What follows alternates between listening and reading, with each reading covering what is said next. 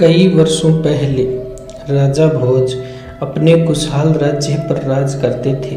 राजा भोज बहुत ही दयालु और प्रजावत्सल राजा थे और अपनी प्रजा की दुख सुख जानने के लिए राजा कभी कभी रात्रि में भेष बदल कर राज्य का भ्रमण करते थे। ऐसे ही एक रात राजा भोज किसी गांव में एक कुटिया के पास से गुजर रहे थे। रात के अंधकार में उस कुटिया से एक दीपक की रोशनी बाहर आ रही थी।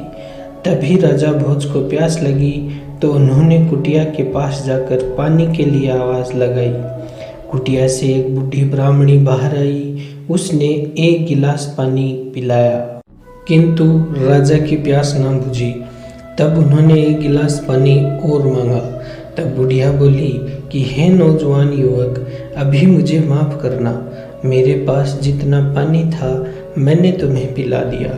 अब इस बुढ़ापे में मैं और मेरे पति इतने समर्थ नहीं हैं कि इतने अंधेरे में गांव के कुएं पर जाकर वहां से पानी ला सके, और ना ही हमारी कोई संतान है जो हमारे लिए पानी या भोजन का प्रबंध कर सके। तब राजा ने ब्राह्मण से पूछा कि उन्होंने भोजन किया। तो ब्राह्मण बोला कि बेटे, अब मैं बूढ़ा हो गया हूँ और मेरे पैरों में इतनी जान नहीं बची है कि मैं किसी यजमान के यहाँ जाकर कोई यज्ञ हवन कर सकूं। और जब यज्ञ हवन करता था तब मुझे दक्षिणा मिलती थी, अब नहीं कर पाता तो दक्षिणा भी नहीं मिलती। सप्ताह में गांव के सरपंच के यहाँ से 3 दिन खाना आ जाता है, उसी खाने को हम दोनों पूरे सप्ताह चलाते हैं। तब राजा ने उनसे कहा कि आप राजा भोज के दरबार में क्यों नहीं जाते? सुना है राजा भोज बहुत ही दयालु और दानवीर राजा हैं।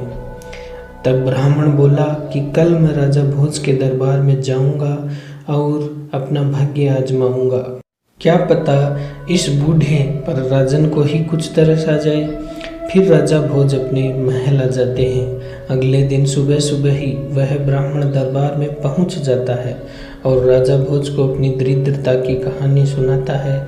चूँकि राजा भोज ने उसकी गरीबी रात में ही जान ली थी तो उन्होंने अपने मंत्री को आदेश दिया कि ब्राह्मण को 100 सोने चांदी के सिक्के दे दिया जाए।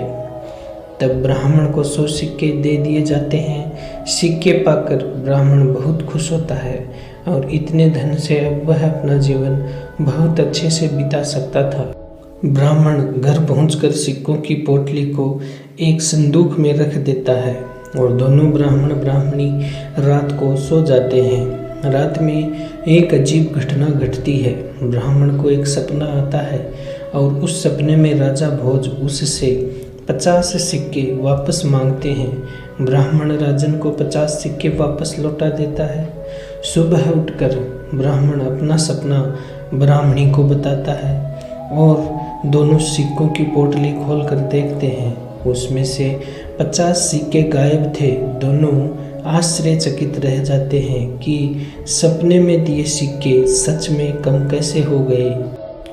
अब ब्राह्मण भी फिर से राजा भोज के दरबार में जाता है और अपने सपने की बात बताता है और सिक्कों की पोटली भी राजा को दिखाता है। सारा दरबार आश्चर्यचकित रह जाता है। राजा भोज ने सोचा कि किसी ने चोरी की है और वृद्ध ब्राह्मण उसे सपना समझ रहा है। राजा भोज पुनः ब्राह्मण को 50 सिक्के और दे देते हैं। ब्राह्मण को फिर से रात्रि में सपना आता है और वह फिर सिक्के लौटा देता है। जो सुबह 50 सिक्के वापस ना मिले तो वह दरबार में जाता है। अब राजन ने भी सोचा कि यह कौन सा अजीब चोर है जो मेरे भेष में जाकर रोज ब्राह्मण के आधे ही सिक्के चुराता है। यदि वह चोर ही होता तो पूरे सिक्के ही चुरा लेता। राजन ने फिर ब्राह्मण को 50 सिक्के दिए और ब्राह्मण भी अपने सिक्के पाकर वापस खुशी खुशी अपनी कुटिया में आ जाता है। किंतु उधर राजा भोज के जीवन में ऐसी घटना पहली बार घट रही थी तो उन्होंने इसकी सत्यता की जांच करने की सोची और आज रात राजा भोज ब्राह्मण की कुटिया के बाहर छुप गए।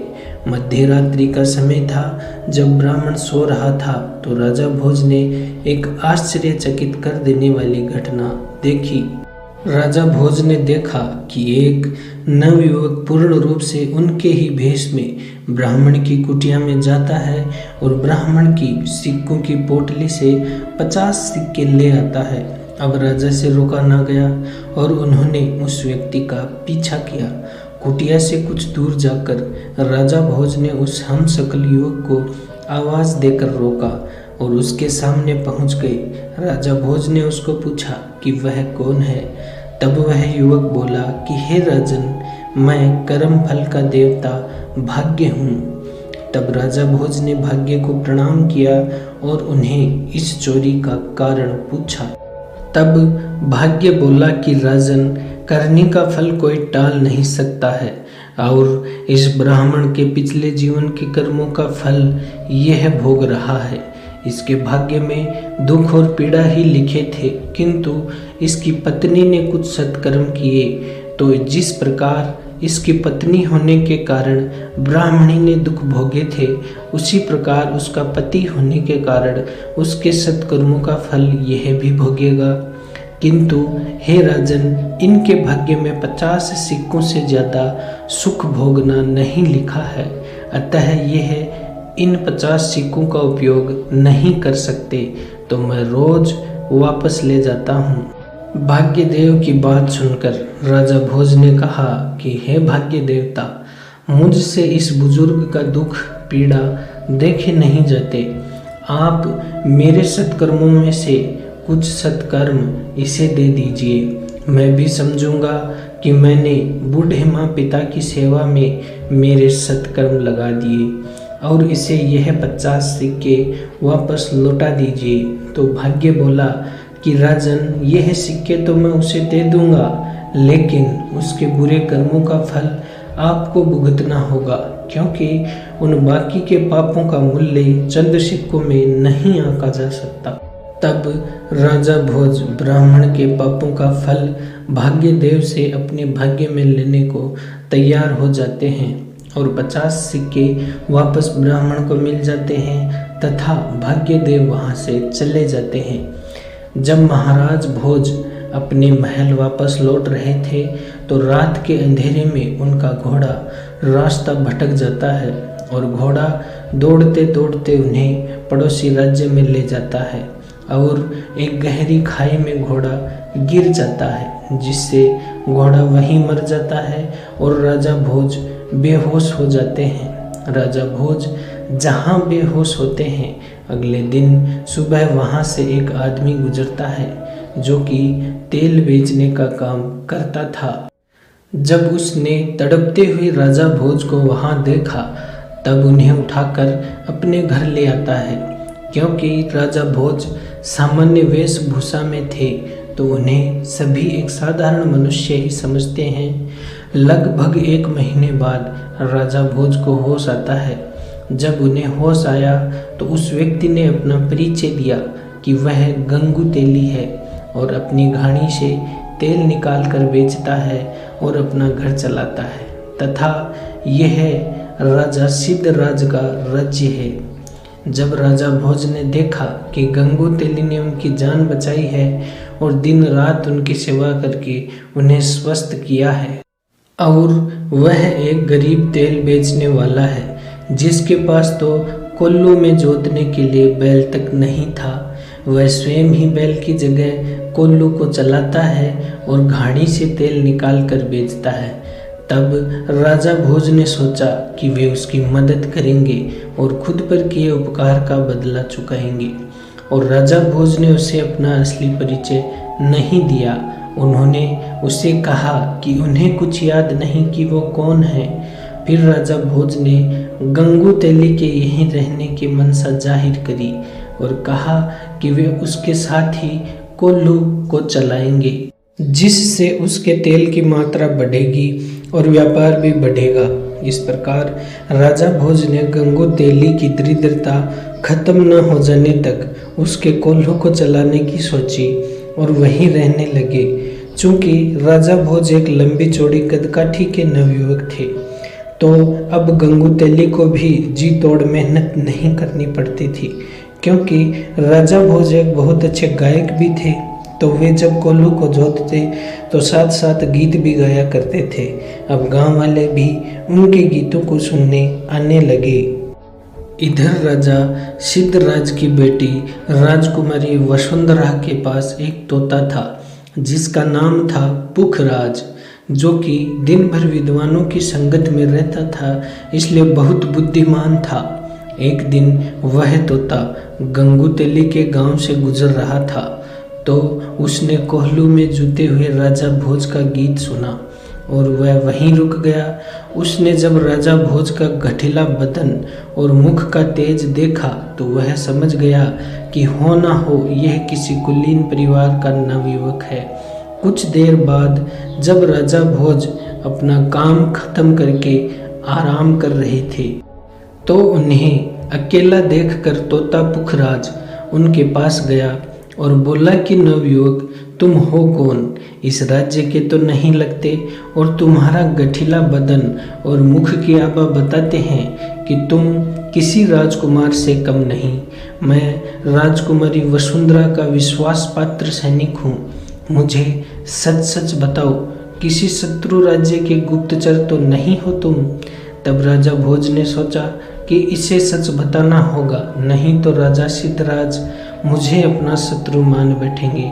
राजा भोज ने ब्राह्मण से लेकर आज तक की सारी अपनी जीवन गाथा पुखराज को सुनाई और कहा कि वह तो सिर्फ गंगू तेली द्वारा उन पर किए गए एहसान के बदले में उसकी मदद कर रहे हैं। उनकी मंशा राजा सिद्धराज से शत्रुता करने की नहीं है, क्योंकि पुखराज ने राजा भोज की दयालुता और वीरता के किस्से पहले से ही सुन रखे थे। उनकी कष्ट भरी कहानी सुनकर पुखराज ने उनके निर्मल मन को समझा और उनको प्रणाम किया। फिर पुखराज ने उनसे विदा ली और महल में आ गया। महल में आकर पुखराज ने राजा भोज की सारी दुख भरी गाथा राजकुमारी वसुंधरा को सुनाई। तब वसुंधरा मन ही मन राजा भोज को पसंद करने लगी। तब उन्होंने पुखराज को पूछा कि वे राजा भोज से इन परिस्थितियों में शादी कैसे कर सकती हैं, कोई उपाय बताएं, क्योंकि उन्हें ऐसे ही राजकुमार की तलाश थी। तब पुखराज ने उन्हें कहा कि आप स्वयंवर रखिए और उसमें जो श्रेष्ठ गायक हो उसे ही अपना पति चुन लेना, क्योंकि राजा भोज से श्रेष्ठ गायक पुखराज ने नहीं सुना था। कुछ दिनों बाद राजा सिद्धराज अपनी पुत्री राजकुमारी वसुंधरा के स्वयंवर का आयोजन करते हैं और उसकी शर्त थी कि जिस भी गायक का गाना राजकुमारी को श्रेष्ठ लगेगा उसी से उसका विवाह किया जाएगा। इस स्वयंवर में बहुत सारे राजा, राजकुमार, विद्वान भाग लेने के लिए सिद्धराज के महल में पहुंचे। उधर किसी ने गंगू तेली से कहा कि वह भी अपने नवयुवक को स्वयंवर में लेकर जाए। क्या पता इसका गाना ही उन दोनों का भाग्य बदल दे। पहले तो गंगू तेली नहीं माना, किंतु जब गांव वालों ने उस पर फिर से दबाव बनाया तो वे दोनों भी पहुंच गए राजा सिद्धराज के दरबार में, जहां पर राजा भोज का परिचय गंगू तेली के नौकर के रूप में लिखा गया। प्रतियोगिता शुरू हुई और सभी प्रतियोगी राजाओं, राजकुमारों तथा विद्वानों ने अपनी अपनी संगीत कला को दरबार में पेश किया, किंतु कोई भी राजकुमारी की कसौटी पर खरा नहीं उतर पाया। फिर अंत में जब कोई ना बचा तो दरबार में गंगू तेली के नौकर को बुलाया गया। जैसे ही राजा भोज ने गाना शुरू किया तो सभी दंग रह गए। उनकी आवाज़ और चेहरे के तेज ने सबको मंत्रमुग्ध कर लिया था। तभी राजकुमारी वसुंधरा ने राजा भोज के गले में स्वयंवर की माला डाल दी और उन्हें अपना पति चुन लिया, क्योंकि उस वक्त तक राजा भोज का परिचय एक साधारण से तेली के नौकर के रूप में ही हुआ था। तो स्वयंवर में उपस्थित सभी राजाओं, राजकुमारों, विद्वानों को यह उनका अपमान लगा कि एक सामान्य नौकर के साथ राजकुमारी शादी कैसे कर सकती है, और उनमें से कुछ ने इसके खिलाफ विद्रोह कर दिया। युद्ध की स्थिति बनते देख पुखराज दरबार में आया और उसने सबसे कहा कि यह नवयुवक गंगू तेली का सेवक जरूर है इस समय, किंतु यही राजा भोज है। चूंकि राजा भोज की वीरता और दानवीरता के चर्चे सब राजाओं ने सुन रखे थे और कुछ तो व्यक्तिगत रूप से उन्हें जानते थे, किंतु इस सामान्य वेशभूषा, इस तेली के रूप में उन्हें कोई पहचान नहीं पाया। तो सिद्धराज और अन्य को पुखराज की बातों पर विश्वास न हुआ और उन्होंने कहा कि पुखराज, झूठ की भी एक सीमा होती है। तुम किस महान राजा की तुलना इस सामान्य से तेली से कर रहे हो? कहाँ राजा भोज और कहाँ गंगू तेली? फिर उन्होंने कहा कि यदि यह राजा भोज होते तो इस सभा में कोई भी ऐसा नहीं है जो इस स्वयंवर का विरोध कर पाता, क्योंकि राजा भोज से शत्रुता मोल लेने का मतलब है खुद की मौत को दावत देना। अब स्थिति को नियंत्रण से निकलता देख राजा भोज अपने असली रूप में आए और अपने भाग्य तथा करनी के फल को भोगने की बात बताई।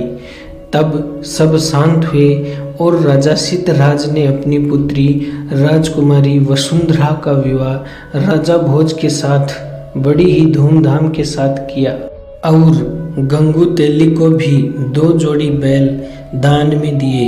इस प्रकार राजा भोज ने अपने सत्कर्मों को एक बूढ़े ब्राह्मण को दिया और उसके कर्मों का फल भोगा तथा गंगू तेली की दरिद्रता को भी मिटाया और युगों युगों के लिए राजा भोज और गंगू तेली अमर हो गए।